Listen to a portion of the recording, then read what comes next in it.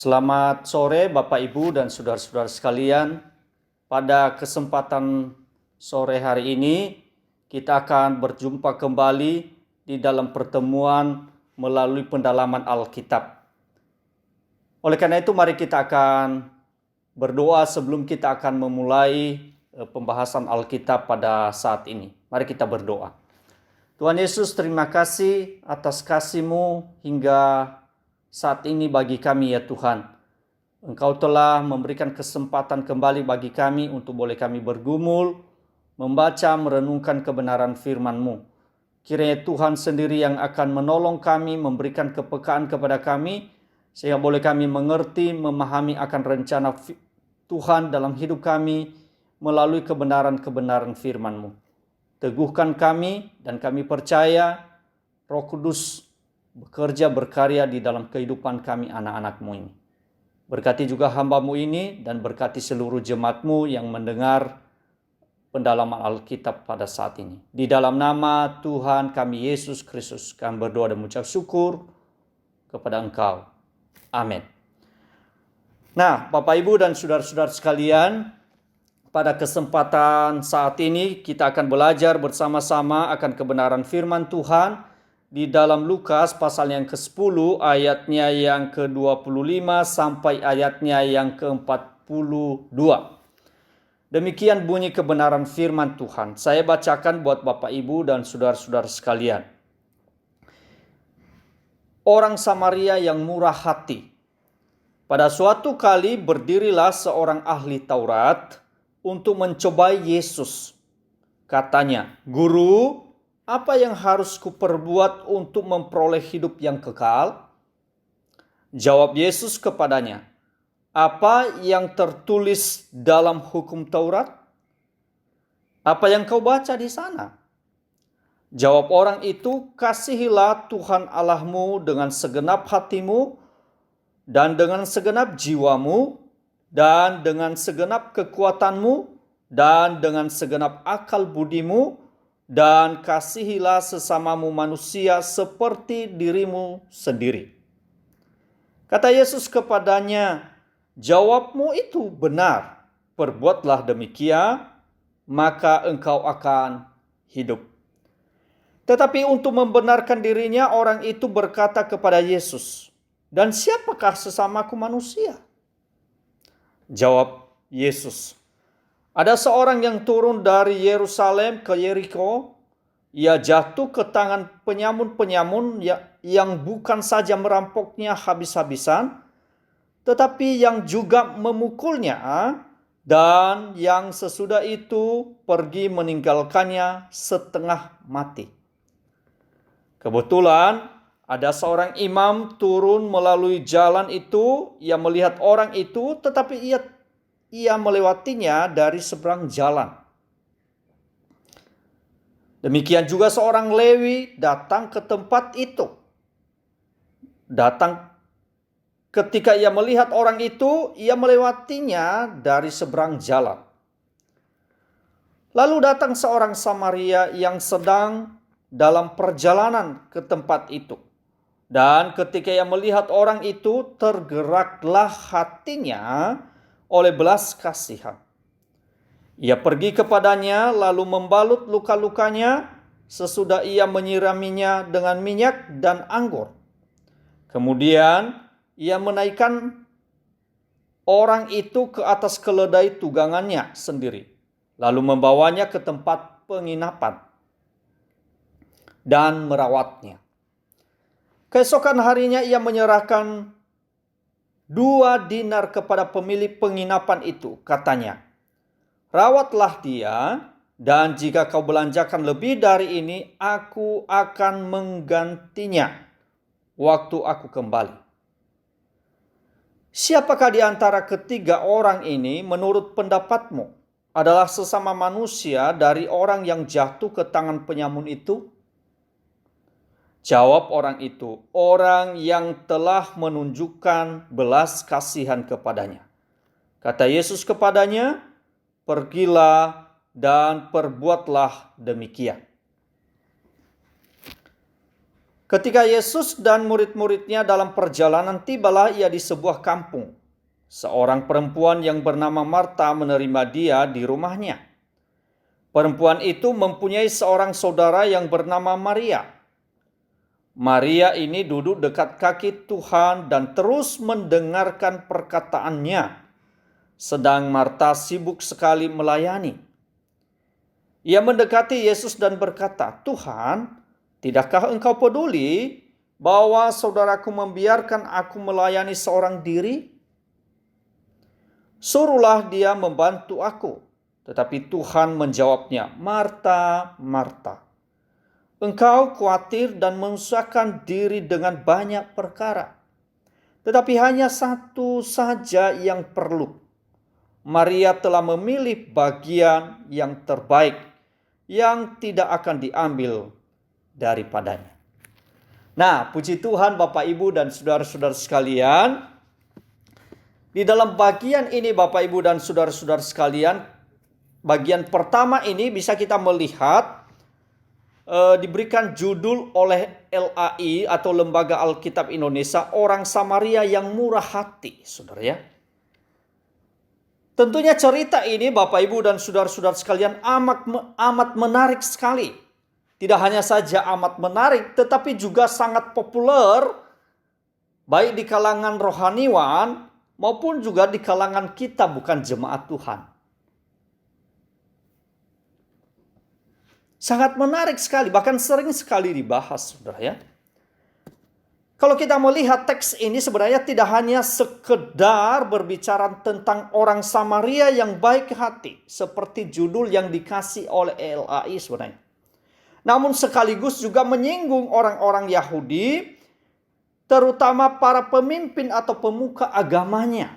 Jadi saudaraku yang dikasihi Tuhan, sebenarnya tidak hanya saja berbicara tentang orang Samaria yang baik hati, tetapi juga sekaligus memberitahukan tentang orang-orang Yahudi, terutama para agama dan pemuka agama.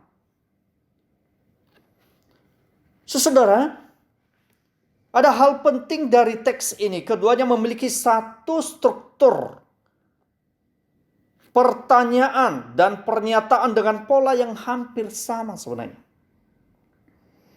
Nah, oleh karena itu mari kita akan belajar satu-satu Bapak Ibu dan saudara-saudara sekalian. Di dalam bagian dialog ini diawali dengan sebuah pertanyaan ahli Taurat untuk apa? Untuk mencobai Tuhan Yesus.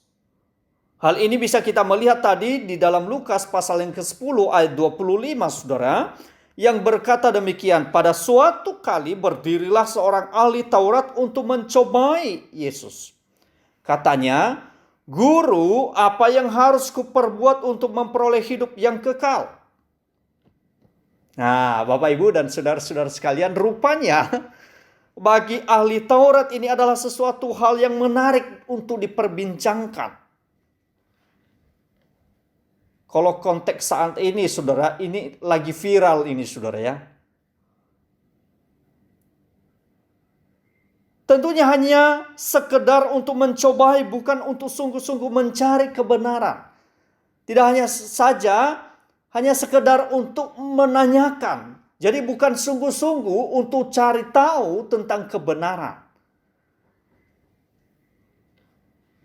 Namun indahnya, di dalam kisah itu atau di dalam dialog antara Tuhan Yesus dengan ahli Taurat itu yang sedang mencobai Tuhan, rupanya saudara, hal ini bahkan Tuhan Yesus sendiri meresponi dengan bertanya kembali kepada ahli Taurat itu. Di dalam Lukas pasal 26, Lukas pasal 10 ayat 26, jawab Yesus kepadanya, demikian bunyinya. "Apa yang tertulis dalam hukum Taurat? Apa yang kau baca di sana?" Saudaraku, dikasihi Tuhan, tentu ahli Taurat itu merasa sudah tahu hal ini, ya.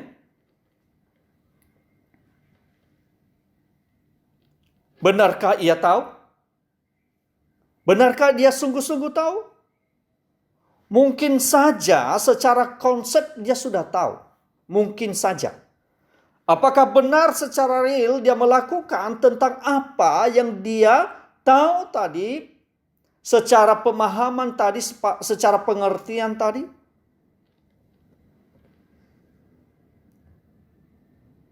Secara konsep Bapak, Ibu, dan saudara-saudara sekalian, menurut hukum Taurat, dia tahu. Dan kita tahu hal ini, saudara.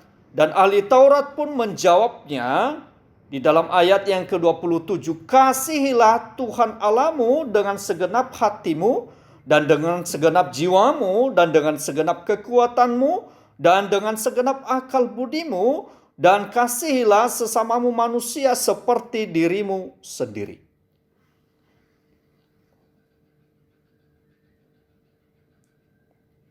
Apa yang disampaikan oleh sang ahli Taurat itu, saudara, Tuhan Yesus pun berkata kepadanya, jawabmu itu benar.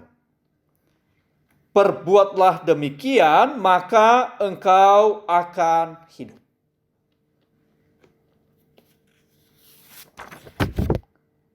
Saudara, mungkin saja pemahamannya masih di dalam pemahaman ahli Taurat itu, saudara, hanya sebatas pemahaman. Namun Tuhan Yesus tidak menyalahkan ahli Taurat itu dulu, saudara. Dalam dialog itu Tuhan Yesus tidak menyalahkan ahli Taurat itu, namun menggiringnya dalam pengertian yang benar tentang mengasihi sesama seperti dirinya sendiri itu seperti apa. Sekali lagi Bapak Ibu, dalam dialog itu Tuhan Yesus tidak menyalahkan ahli Taurat itu, namun menggiringnya atau membawanya dalam pengertian yang benar tentang mengasihi sesama seperti dirinya sendiri itu seperti apa. Hal ini bisa kita melihat melalui dialog yang masih terus berlanjut, di mana ahli Taurat itu bertanya dengan pertanyaan, siapakah sesamanya manusia? Walaupun pertanyaan ini sebenarnya dia berusaha untuk membenarkan dirinya. Dia berusaha untuk membenarkan perkataannya yang telah dia ungkapkan kepada Tuhan Yesus Kristus. Mengapa ahli Taurat itu bertanya demikian, Bapak Ibu? Bukankah dia tahu kalau manusia yang lain adalah sesamanya? Rupa-rupanya Bapak Ibu dan saudara-saudara sekalian, ahli Taurat ini memiliki pemahaman atau konsep yang berbeda dan salah tentang sesama manusia. Sekali lagi, rupanya ahli Taurat ini, saudara, memiliki pemahaman atau konsep yang berbeda dan yang salah tentang sesama manusia.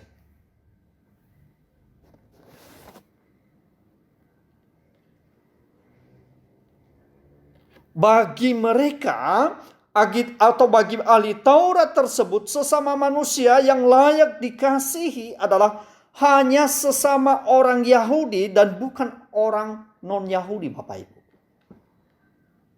Jadi boleh dikatakan sesama manusia itu adalah orang-orang yang sebangsa dengan dia. Orang-orang segolongan dengan dia. Sesama manusia bagi orang itu, saudara, yaitu adalah orang-orang yang seagama dengan dia.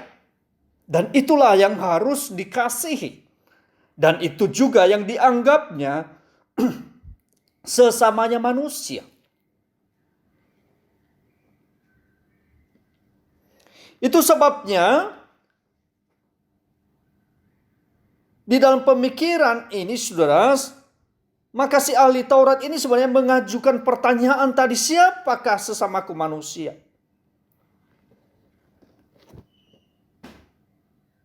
Dia pikir, saudara, dengan berkata demikian, saudara, dia melegitimasi atau membenarkan pernyataannya tadi, saudara.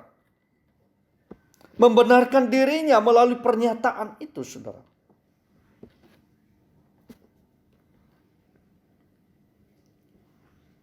Saudaraku yang dikasihi Tuhan, tentunya sedih rasanya, bukan?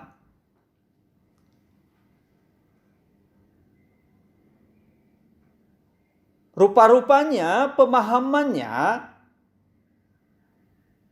yang dianggap sesamanya manusia adalah orang-orang yang sama dengan dia.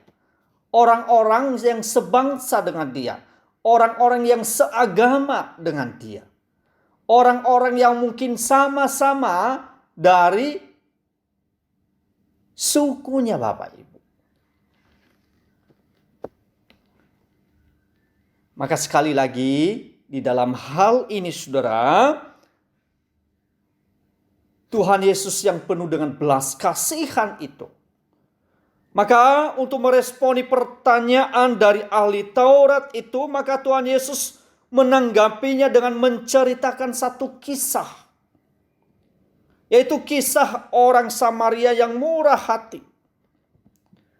Yang tujuan dari Tuhan Yesus supaya apa? Supaya melalui kisah ini ahli Taurat tadi menarik satu kesimpulan sendiri tentang siapakah sesama manusia yang sesungguhnya. Jadi Tuhan Yesus itu dia menceritakan satu kisah.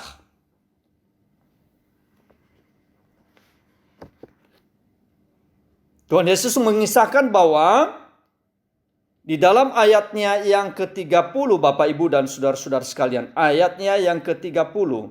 Saya bacakan buat Bapak Ibu dan saudara-saudara sekalian. Ayatnya yang ke-30 berbunyi demikian. Ayat 30 berbunyi, jawab Yesus, adalah seorang yang turun dari Yerusalem ke Yeriko. Ia jatuh ke tangan penyamun-penyamun yang bukan saja merampoknya habis-habisan, tetapi yang juga memukulnya dan yang sesudah itu pergi meninggalkannya setengah mati.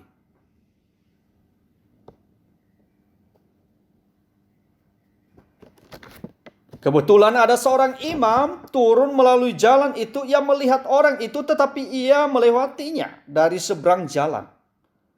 Demikian juga seorang Lewi datang ke tempat itu. Ketika ia melihat orang itu, ia melewatinya dari seberang jalan. Lalu datang seorang Samaria yang sedang dalam perjalanan ke tempat itu. Dan ketika ia melihat orang itu, tergeraklah hatinya oleh belas kasihan. Sampai di sini dulu Bapak Ibu. Nanti kita akan melanjutkan. Saudaraku yang dikasihi Tuhan, sekali lagi Tuhan Yesus mengisahkan tentang ada seorang yang turun dari Yerusalem ke Yeriko. Ia jatuh ke tangan penyamun-penyamun yang bukan saja merampoknya habis-habisan, tetapi yang juga memukulnya dan yang sesudah itu pergi meninggalkannya setengah mati. Siapakah orang yang dirampok ini? Ya, kan ini menjadi pertanyaan buat kita. Kan penting itu saudara ya. Nah, di dalam Alkitab kita Bapak Ibu tidak ada keterangan tentang yang mengalami perampokan itu Bapak Ibu ya. Yang dipukul sampai setengah mati tadi saudara ya. Namun walaupun demikian Bapak Ibu dan saudara-saudara, bisa kita percaya bahwasanya orang tersebut adalah orang Yahudi yang mengalami pemukulan atau perampokan itu yang sampai mengalami sekarat. Dikatakan tadi di dalam firman Tuhan yang baru saja kita baca Bapak Ibu, dikatakan bahwa ia dalam perjalanan dari Yerusalem menuju Yeriko. Dan dikatakan turun. Ya, artinya apa? Orang itu dari Yerusalem ke Yeriko tentunya sebenarnya.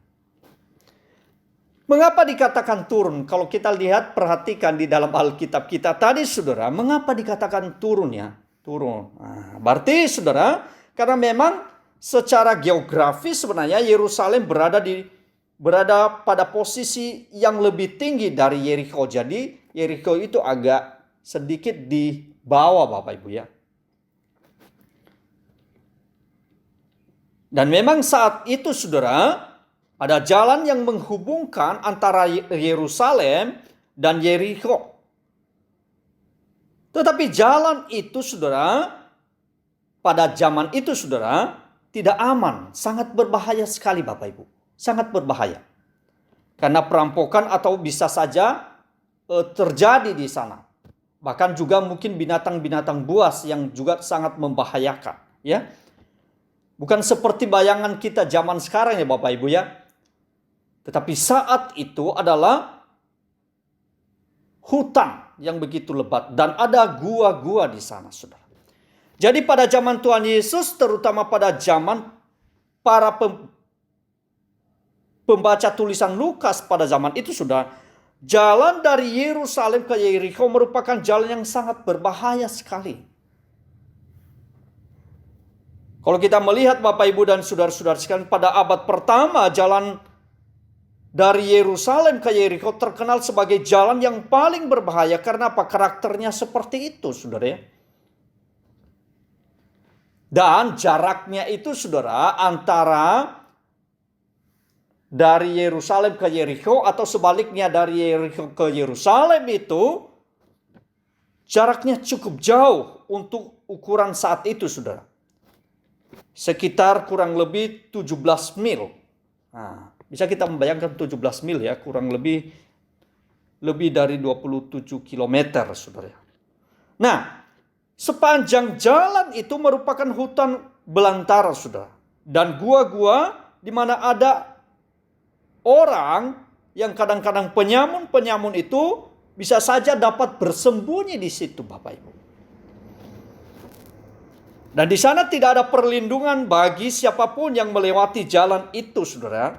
Tidak ada posko keamanan di jalan pada saat itu, tidak ada saudara ya. Nggak ada.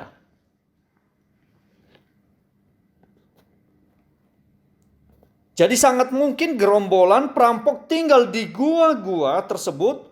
Dan siapapun yang melewati jalan tersebut akan menjadi sasaran empuk para perampok itu.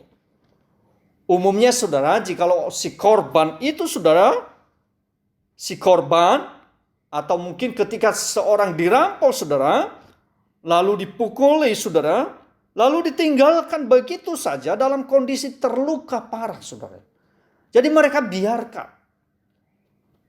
Setelah mereka mengambil sesuatu dari orang-orang yang mereka rampok saudara, lalu mereka biarkan orang itu. Jadi konteks geografis seperti inilah yang dipakai oleh Tuhan Yesus Kristus dalam ceritanya untuk menggambarkan peristiwa perampokan dan bagaimana orang-orang Yahudi tadi, orang Samaria yang juga bagaimana mereka meresponi ketika mereka melihat orang yang sedang mengalami pemukulan dari orang-orang penyamun-penyamun itu. Bagaimana respon mereka, perhatian mereka terhadap si korban.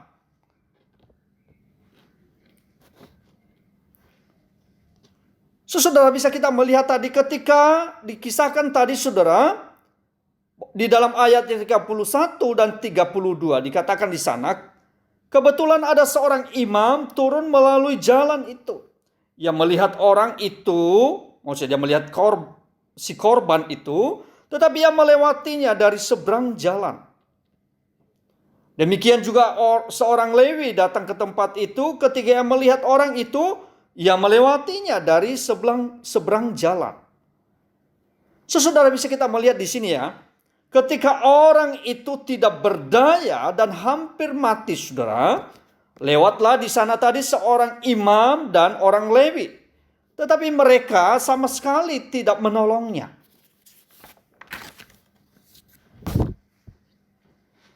Tidak mau tahu saudara.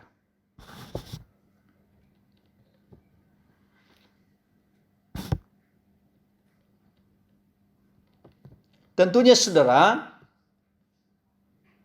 ada hal yang melatar belakangi hal itu saudara ya. Kalau kita melihat.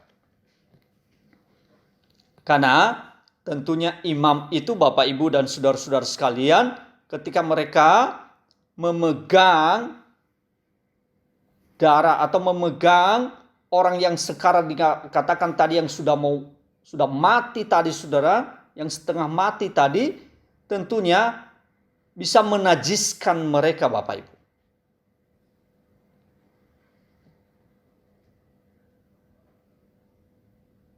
Dan itu cukup lama, kurang lebih sekitar 7 hari lamanya. Kalau kita melihat hal itu di dalam, baik di dalam imamat. Saudaraku yang dikasihi Tuhan, di dalam kisah ini tadi, di dalam dialog Tuhan Yesus tadi, dan tentunya orang-orang Yahudi berharap bahwa imam dan orang Lewi itu akan melihat orang yang dirampok dan terluka tersebut dan akan menolongnya. Tetapi kenyataannya saudara, akan tetapi baik imam maupun orang Lewi tadi tidak menolong orang yang sekarat itu. Sayang sekali. Imam dan orang Lewi tersebut sangat kaku dan terikat dengan hukum Taurat yang melarang mereka mendekati dan menyentuh orang yang tidak tahir, Bapak Ibu. Mereka mungkin saja memiliki kepedulian atau perhatian atau care. Tetapi kekakuan dan keterikatan mereka pada hukum Taurat telah mengalahkan kepekaan atau empati mereka terhadap orang yang membutuhkan. Sekali lagi Bapak Ibu dan saudara-saudaraku yang kekasih di dalam Tuhan, mereka mungkin saja memiliki kepedulian atau perhatian, tetapi kekakuan atau keterikatan mereka pada hukum Taurat telah mengalahkan kepekaan atau rasa empati mereka terhadap orang yang membutuhkan. Mereka takut kehilangan popularitas. Mereka takut kehilangan pekerjaan. Mereka takut kehilangan harga diri apabila mereka melanggar hukum Yahudi tersebut.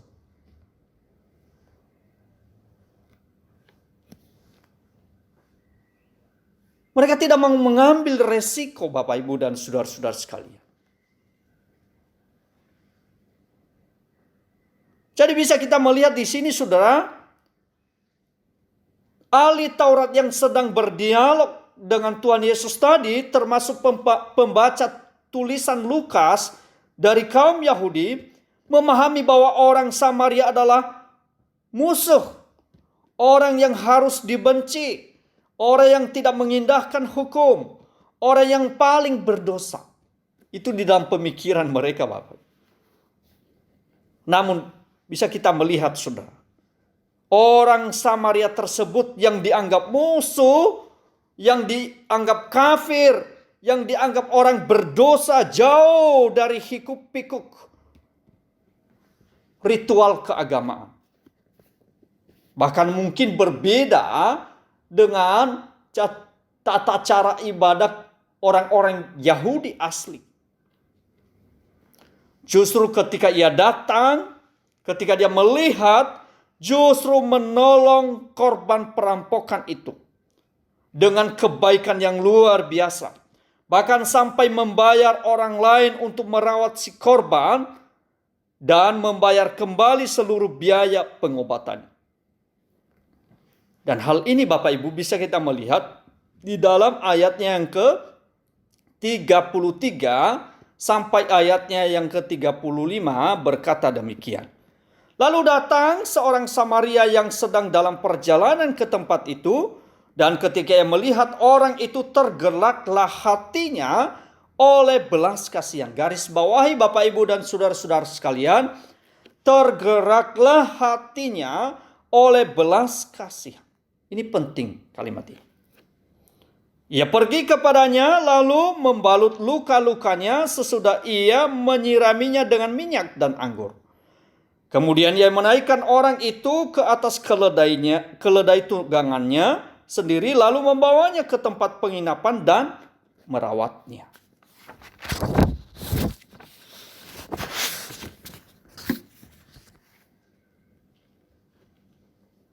Ayat 35. Keesokan harinya ia menyerahkan 2 dinar kepada pemilik penginapan itu, katanya, rawatlah dia, dan jika kau belanjakan lebih dari ini, aku akan menggantinya waktu aku kembali. Sekali lagi, mengagumkan di sini Bapak Ibu. Orang Samaria yang selama ini dianggap kafir dan tidak mengindahkan hukum Allah, ternyata memiliki hati yang penuh dengan belas kasihan daripada imam dan orang Lewi yang menganggap diri paling suci tadi. Sekali lagi, Tuhan Yesus mau menekankan di sini bahwa orang Samaria yang selama ini dianggap kafir oleh ahli-ahli agama tadi, ahli Taurat tadi, bahkan orang-orang Lewi, bahkan orang-orang Yahudi, mereka menganggap mereka orang kafir, tidak mengindahkan hukum Allah, ternyata memiliki hati yang penuh dengan belas kasihan daripada imam dan orang Lewi yang menganggap dirinya paling suci, paling dekat dengan Allah. Bahkan mereka yang memegang hukum-hukum itu sendiri.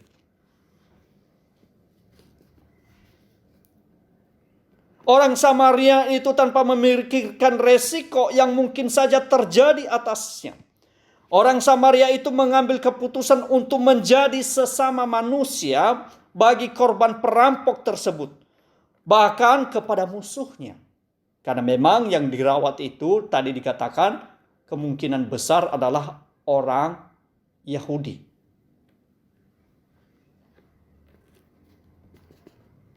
Dia tidak peduli dengan ketegangan hubungan mereka dengan orang Yahudi. Sekali lagi dia mengabaikan semuanya itu.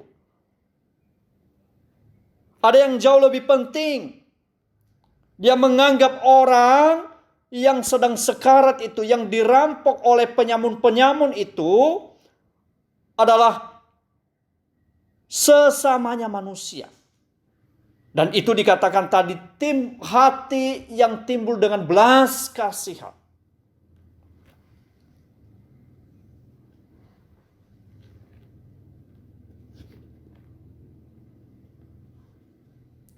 Saudaraku yang dikasihi Tuhan, dikatakan di dalam bagian kebenaran firman Tuhan tadi bahwasanya tergeraklah hatinya oleh belas kasihan. Oleh belas kasihanlah yang membuat orang itu atau orang Samaria itu melakukan tindakan nyata kepada orang yang sedang membutuhkan pertolongan itu. Oleh karena belas kasihanlah yang membuat orang Samaria itu rela berkorban. Oleh karena belas kasihan yang ada dan timbul dalam hatinya sehingga dinyatakan melalui perbuatannya. Oleh karena belas kasihan sehingga ia pergi menolong orang itu, tidak hanya saja menolong orang itu, tetapi juga merawatnya. Kalau bahasa sekarang itu memberikan obat, lalu membawanya ke rumah sakit, saudara. Wah, sangat luar biasa. Itu sebabnya tadi dia mengatakan tadi, saudara, ia pergi kepadanya lalu membalut luka-lukanya.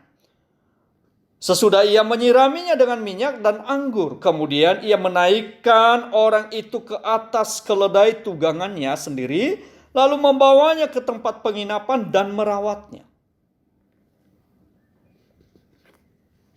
Tidak hanya sekedar untuk menolongnya, mungkinnya membersihkan luka-luka orang itu, Bapak Ibu ya. Dia memberikan obat. Bahkan dia berusaha untuk mencari penginapan, saudara. Tempat supaya orang ini bisa dirawat dengan baik. Sehingga boleh kondisinya sampai pulih kembali.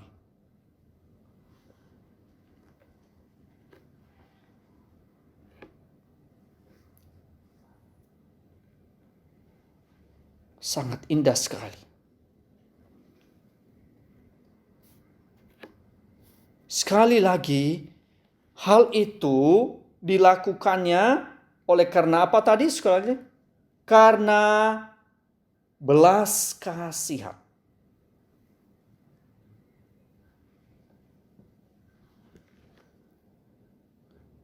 Bagi orang Samaria ini menjadi sesama manusia, bagi orang lain yang membutuhkan melalui kasih, kepedulian, kepekaan, dan empati jauh lebih penting dari segala persoalan yang telah dan bakal terjadi.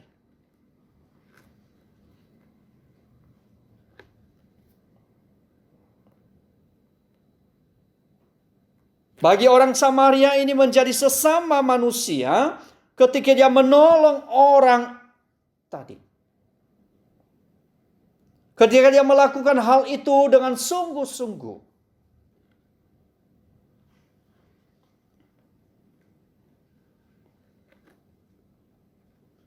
Itulah kabar baik sebenarnya. Good news yang disampaikan kepada para pembaca Lukas. Kabar baik yang terlihat dalam aksi kepedulian terhadap sesama. Tidak hanya kepada orang-orang Yahudi, tetapi juga kepada orang lain. Melalui tindakan orang Samaria ini, sebenarnya Tuhan Yesus menyampaikan sesuatu kabar baik. Bagi siapa? Yaitu bagi pembaca Lukas ini, saudara. Bagi setiap orang yang membacanya. Bahwasanya kabar baik yang terlihat dari aksi kepedulian terhadap sesama. Tidak hanya saja kepada orang-orang Yahudi, tetapi kepada semua orang, kepada orang lain yang membutuhkan pertolongan.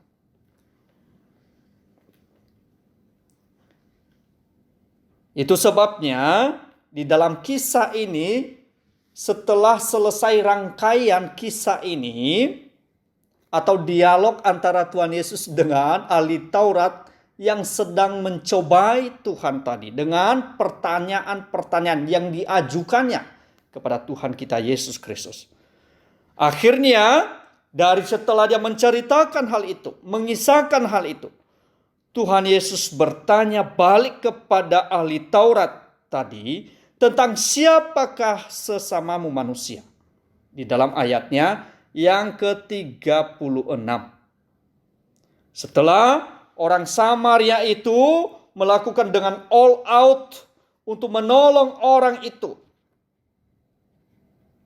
Bahkan di dalam pernyataannya di dalam ayat 35 sebelum hal itu terjadi. Keesokan harinya ia menyerahkan 2 dinar kepada pemilik penginapan itu, katanya, rawatlah dia dan jika kau belanjakan lebih dari ini, aku akan menggantinya waktu aku kembali.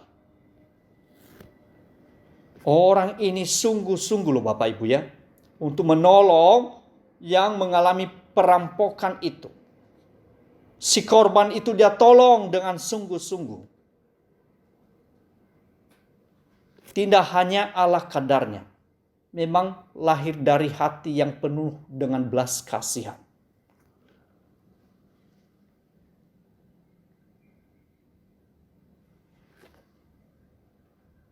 Jadi kabar baik yang disampaikan kepada para pembaca Lukas, kabar baik yang terlihat di dalam aksi kepedulian terhadap sesama.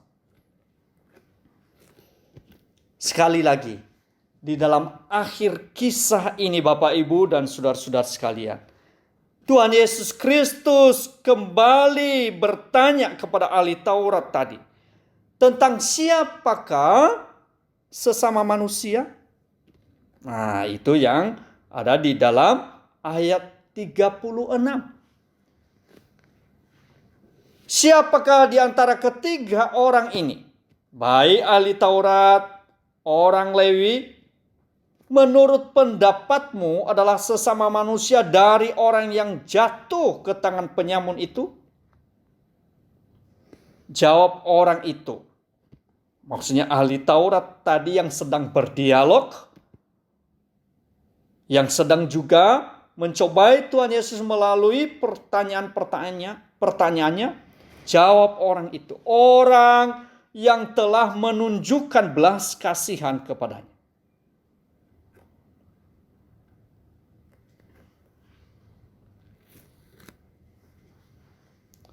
Saudaraku, akhirnya di dalam pertanyaan Tuhan Yesus yang diajukan kepada ahli Taurat tadi tentang siapakah sesama manusia. Dan ahli Taurat itu pun menjawabnya, tadi dikatakan orang yang telah menunjukkan belas kasihannya kepadanya. Saudaraku yang dikasihi Tuhan, itulah inti jawaban Tuhan Yesus atas pertanyaan cobaan dari ahli Taurat tadi. Di ayat 25 dari atas tadi. Sekaligus itu menjadi inti dari cerita ini. Dan juga menjadi pesan utama yang disampaikan adalah menjadi sesama manusia bagi orang lain.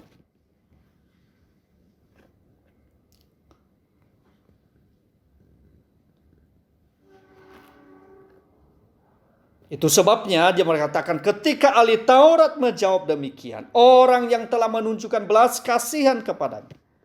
Lalu kata Yesus kepadanya, pergilah dan perbuatlah demikian. Artinya apa, saudara? Dia sedang mengingatkan ahli Taurat itu bahwa tidak hanya sekedar yang kamu anggap sesama manusia adalah sama-sama sukumu. Bukan. Sesama manusia bukanlah seagama dengan engkau. Bukan. Sesama manusia bukanlah segolongan dengan engkau. Bukan. Tetapi sesama manusia adalah mereka orang-orang yang lain. Yang mungkin saja berbeda dengan warna kulit. Berbeda mungkin budaya. Berbeda mungkin dalam segala hal.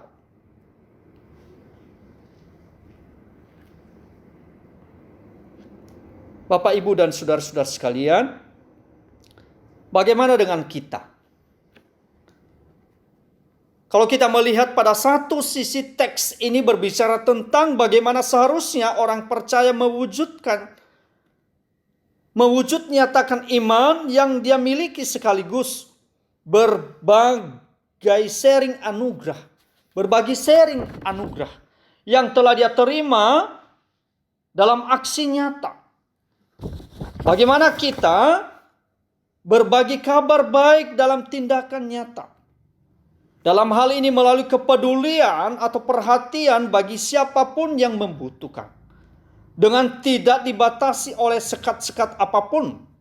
Bahkan tidak boleh dikalahkan oleh berbagai aturan atau hukum yang sebenarnya diciptakan oleh manusia itu sendiri. Kasih, kepedulian, perhatian, kepekaan, dan rasa empati kepada mereka yang membutuhkan mestinya menjadi tempat yang penting dalam kehidupan orang percaya. Sekali lagi, saudara, kasih, kepedulian, perhatian, kepekaan, dan rasa empati kepada mereka yang membutuhkan mestinya, Bapak Ibu, menempati tempat yang paling penting dalam kehidupan orang percaya. Maka pertanyaan penting di sini adalah, apakah orang-orang percaya saat ini telah hadir dan menjadi sesama yang baik bagi orang lain?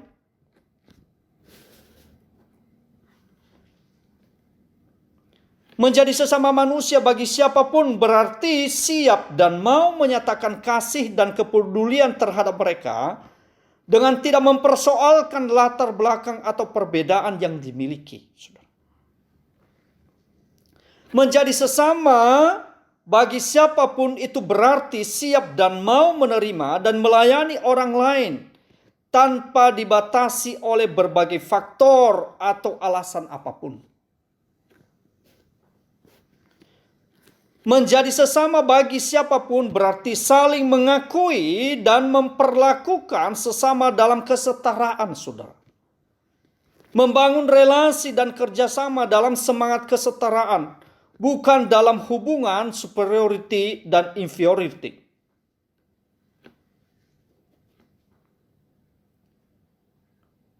Menjadi sesama manusia bagi yang lain berarti apa? Berbagi kabar baik. Dan kabar baik yang terbaik adalah ketika kita menjadi sesama yang baik kepada orang lain. Justru ketika dia berada dalam kondisi yang tidak menguntungkan.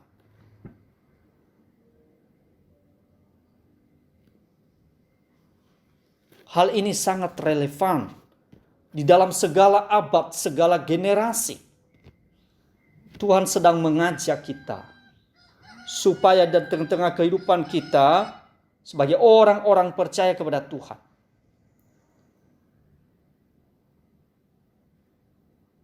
hati kita penuh dengan belas kasihan,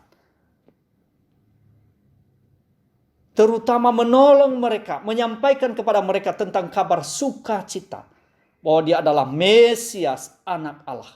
Dia adalah Yesus Kristus Tuhan yang telah turun dari surga menghampiri manusia yang berdosa, mencari orang yang berdosa, yang telah kehilangan pengharapan. Dan Dia datang untuk memberikan pengharapan bagi mereka yang hidup dalam keputusasaan. Dia memberikan kelegaan dan kepuasan bagi mereka. Tidak heran Bapak, Ibu, dan saudara-saudara sekalian, di dalam Lukas itu, Dia datang untuk mencari siapa? Mencari mereka, bukan yang sembuh, tetapi mereka yang sakit. Artinya apa? Tuhan mencari orang yang berdosa. Untuk memulihkan mereka dari segala dosa mereka. Dan mereka diberikan kehidupan. Tentunya hati seperti ini yang Tuhan rindukan dalam kehidupan kita sebagai orang-orang yang percaya. Hati yang penuh belas kasihan. Ketika kita melihat ada orang-orang yang mungkin jauh dari Tuhan, mestinya hati kita timbul belas kasihan. Untuk apa? Untuk menolong mereka. Dan membawa mereka agar mereka mengenal Kristus Tuhan. Agar mereka mengenal siapakah Dia. Yaitu Dia adalah Mesias, Anak Allah. Bagaimana Bapak Ibu tentang hal ini di tengah-tengah kehidupan kita?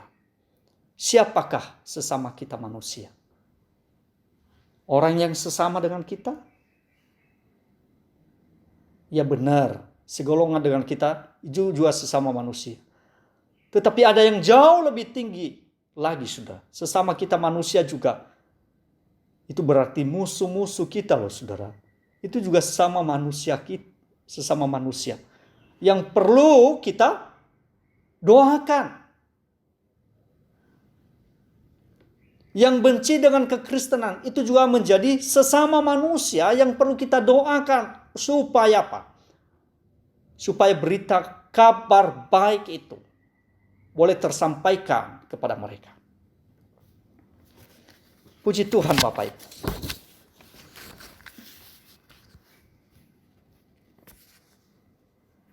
Setelah kisah ini Bapak Ibu dan saudara-saudara sekalian, dikisahkan di dalam ayat yang 38 sampai ayatnya yang ke-42, yaitu Maria dan Marta.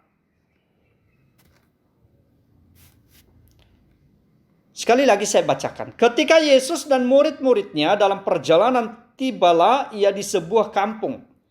Seorang perempuan yang bernama Marta menerima dia di rumahnya. Perempuan itu mempunyai seorang saudara yang bernama Maria. Maria ini duduk dekat kaki Tuhan dan terus mendengarkan perkataannya. Sedang Marta sibuk sekali melayani. Ia mendekati Yesus dan berkata, "Tuhan, tidakkah engkau peduli bahwa saudaraku membiarkan aku melayani seorang diri? Suruhlah dia membantu aku." Tetapi Tuhan menjawabnya, "Marta, Marta, engkau khawatir dan menyusahkan diri dengan banyak perkara. tetapi hanya satu saja yang perlu. Maria telah memilih bagian yang terbaik, yang tidak akan diambil daripadanya. Bapak, Ibu, dan saudara-saudara sekalian, tentunya Lukas, saudara, memberitahukan hal ini kepada kita berkaitan dengan Maria dan Marta. Kita bisa membayangkan bahwa Tuhan Yesus mampir di tengah perjalanannya ke rumah Marta dan Maria, Bapak Ibu. Sama seperti kita ketika kita menyambut tamu penting, saudara ya. Maka mereka mempersiapkan segala sesuatu bagi Tuhan Yesus. Dan kemungkinan saudara juga para murid yang bersama Tuhan Yesus. Kecil kemungkinan bahwa Yesus mendatangi rumah tersebut seorang diri. Nggak mungkin saudara. Karena para murid yang selalu bersamanya. Hampir setiap saat saudara. Jadi seseorang harus mempersiapkan penyambutan para tamu ini. Nah saudara ya. Kita tidak tahu apa yang dibicarakan Tuhan Yesus, tetapi bisa jadi dia masih bercerita dan mengajar mengenai apa yang baru saja dia katakan kepada para pemimpin agama Yahudi, mengenai mengasihi Allah dan mengasihi sesama. Hal ini kita tahu tadi dari atas, saudara, sehingga hal ini juga bisa kita mengetahui nantinya bagaimana Maria di dalam memprioritaskan hal yang begitu penting yang tidak boleh diabaikan atau dilalaikan dalam hidup ini.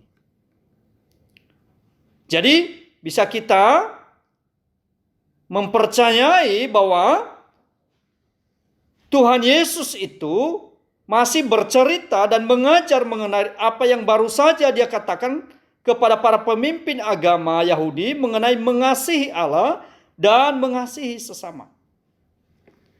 Yesus juga baru saja menggunakan cerita orang Samaria yang baik hati untuk apa? Untuk menunjukkan bagaimana seseorang bisa mengasihi sesamanya manusia. Saudara, dalam rumah Marta, Yesus dan para murid duduk melepas lelah sejenak. Kita bisa melihat situasi itu sedikit membayangkan, saudara ya. Kadang-kadang kita berimajinasi, walaupun imajinasi kita itu sudah tidak seperti keadaan yang seutuhnya, tetapi setidaknya bisa kita membayangkan ketika Tuhan Yesus dan para muridnya itu lalu datang ke rumah Marta dan Maria.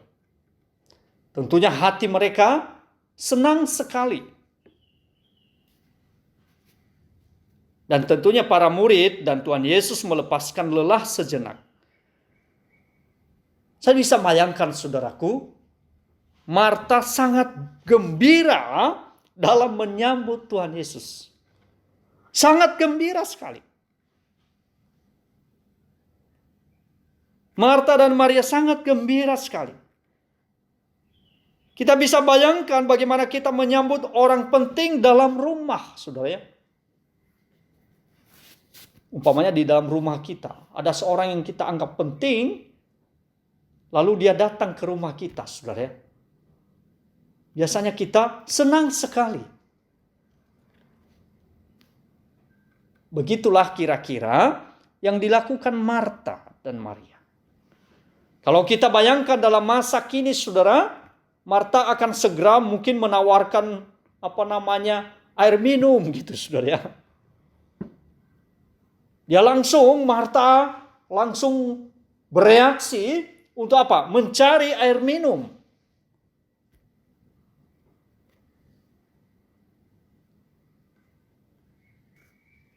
Untuk diberikan kepada sang tamu dan rombongannya. Mungkin Marta akan segera menyiapkan makanan-makanan, dan memang itu yang dia siapkan, saudara.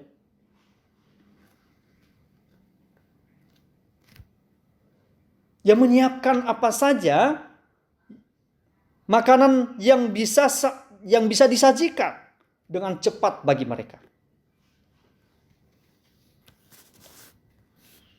Artinya apa? Sementara dia bekerja mempersiapkan makanan, teman rumahnya dan saudarinya Maria hanya duduk dan mendengarkan apa yang Tuhan Yesus katakan.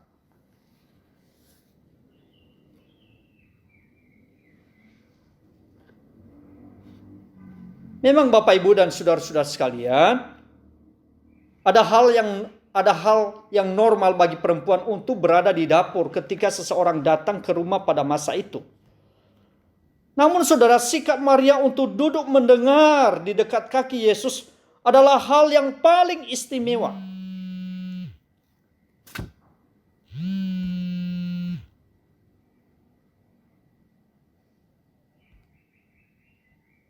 Hal yang paling istimewa.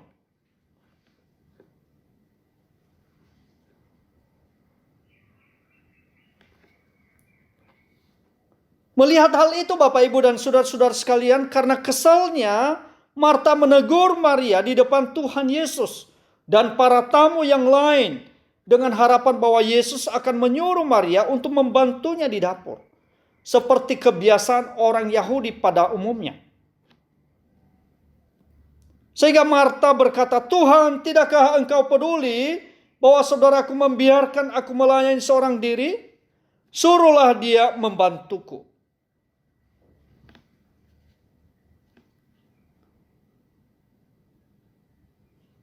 Apakah salah apa yang dilakukan oleh Marta? Sebenarnya tidak salah, saudara ya. Lalu yang menjadi pertanyaan, saudara, mengapa Marta harus meminta Tuhan Yesus menegur Maria di depan umum?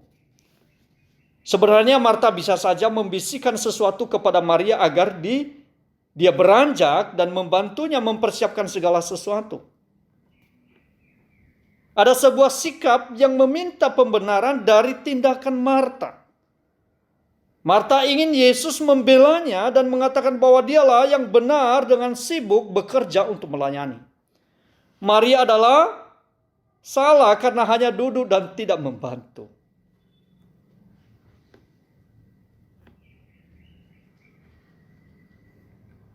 Saya rasa Bapak Ibu, seandainya Marta tidak meminta Tuhan Yesus menegur Maria, maka Tuhan Yesus juga tidak akan menegur Marta dan berkata, "Marta, Marta, engkau khawatir dan menyusahkan diri dengan banyak perkara.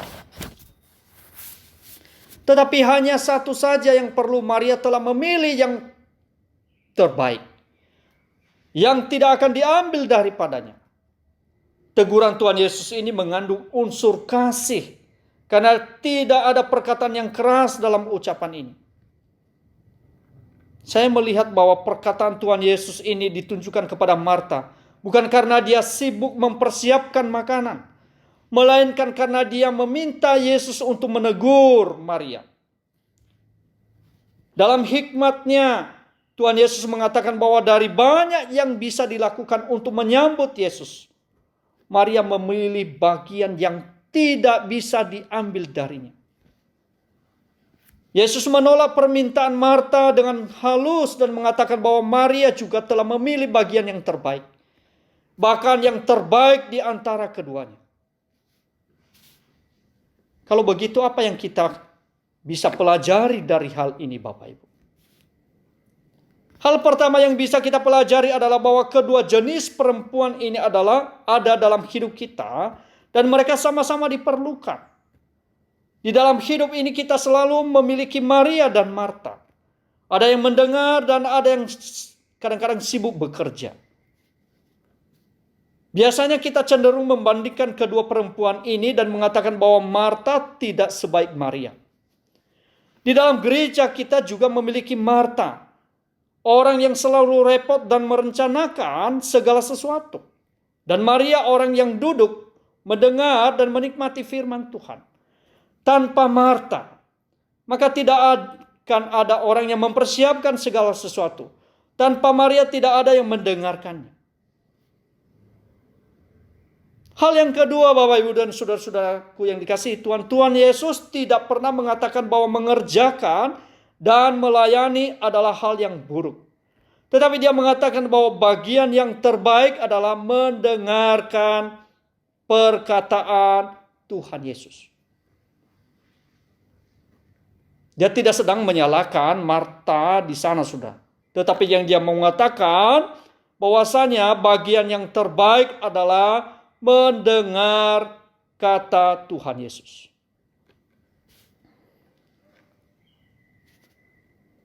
Kalau begitu, kesalahan Marta adalah ketika dia meminta Yesus untuk menyalahkan Maria. Ada unsur kecemburuan karena Yesus membiarkan Maria duduk di dekat kakinya, yang juga tidak biasa bagi adat Yahudi. Marta seakan-akan ingin menunjukkan bahwa tindakan yang benar adalah sikap yang menyibukkan diri dengan banyak perkara.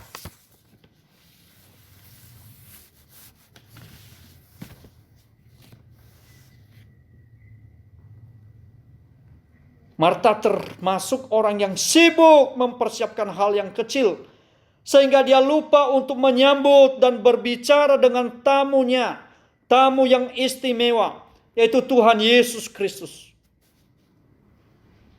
Kadang-kadang saya sedikit berimajinasi, Bapak, Ibu, dan Saudara. Bayangkan ya, ada seorang penting yang datang ke rumah kita, dan kita justru tidak dapat bicara dengan dia karena sibuk mempersiapkan makanan bagi tamu itu.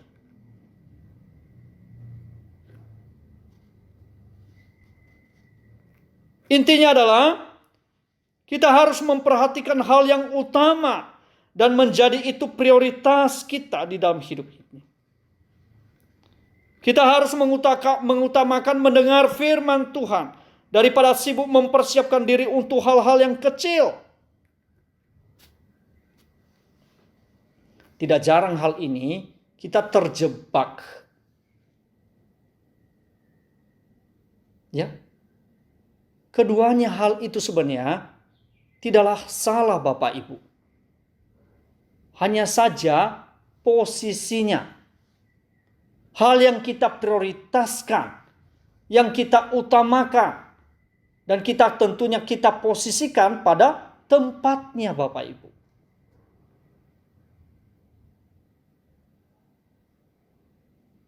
Sekali lagi, lewat ini Bapak, Ibu, dan saudara-saudara sekalian, Tuhan mengajarkan kepada kita hal yang kita utamakan dalam hidup ini. Hal yang menjadi prioritas utama di dalam hidup kita. Apa yang menjadi prioritas utama? Mengasihi Tuhan Allah dan yang tidak boleh diabaikan, mengasihi sesama. Mendengarkan firman Tuhan dan juga mengaplikasikan di dalam kehidupan kita. Bagaimana dengan kehidupan kita sekarang ini? Sungguhkah kita telah memprioritaskan Tuhan, rindu untuk mendengarkan Tuhan melalui kebenaran-kebenaran firman Tuhan dalam hidup kita? Ataukah kita hal yang menjadi prioritas utama itu kita abaikan? Sehingga pada akhirnya ketika kita tidak seolah-olah tidak dianggap, kita menjadi marah, kita menjadi kecewa.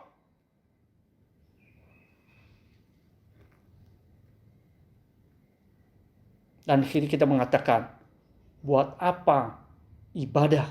Buat apa persekutuan? Karena apa? Karena kita salah menempatkan sesuatu. Karena kita salah memprioritaskan sesuatu dalam hidup kita. Sekali lagi, Tuhan Yesus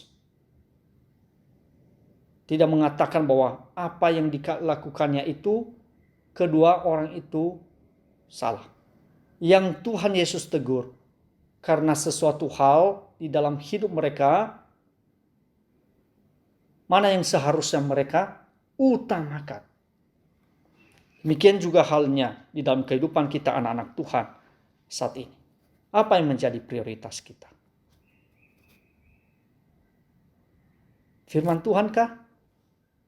Ketika kita beribadah kepada Tuhan, di dalam ibadah-ibadah kita, apa yang menjadi prioritas utama kita? Firman Tuhan kah? Pujian penting. Doa itu penting. Musik, segala macam hal penting. Tetapi mari kita memposisikan hal yang paling utama di dalam hidup ini. Sehingga manakala kita melakukan segala sesuatu, Tuhan pun melihat kita telah mengambil hal yang terbaik yang tidak bisa diambil dalam kehidupan kita. Tuhan memberkati Bapak, Ibu, dan saudara-saudara sekalian melalui PA pada saat ini, khususnya di dalam Lukas pasal 10 ayat 25 sampai ayatnya yang ke-42. Mari kita berdoa. Tuhan Yesus, terima kasih, kami mengucap syukur atas segala kasih-Mu. Tuhan telah menolong kami, Tuhan telah memberkati kami melalui pembahasan firman Tuhan melalui PA saat ini. Berkati seluruh jemaat-Mu dan juga berkati hamba-Mu yang telah menguraikan sebagian kecil dari firman-Mu ini. Roh Kudus yang akan menolong kami dan juga terlebih dari itu ya Tuhan, memperbaharui hidup kami hari ke hari, sehingga hidup kami boleh menjadi Injil yang terbuka bagi siapapun. Melalui kehidupan kami boleh mereka melihat Kristus yang hidup di dalam hidup kami. Terpujilah Engkau ya Tuhan, Roh Kudus yang akan menolong kami dan memampukan kami untuk boleh menyatakan hal itu dimanapun Tuhan tempatkan kami. Di dalam nama Tuhan Yesus Kristus kami berdoa. Haleluya. Amin.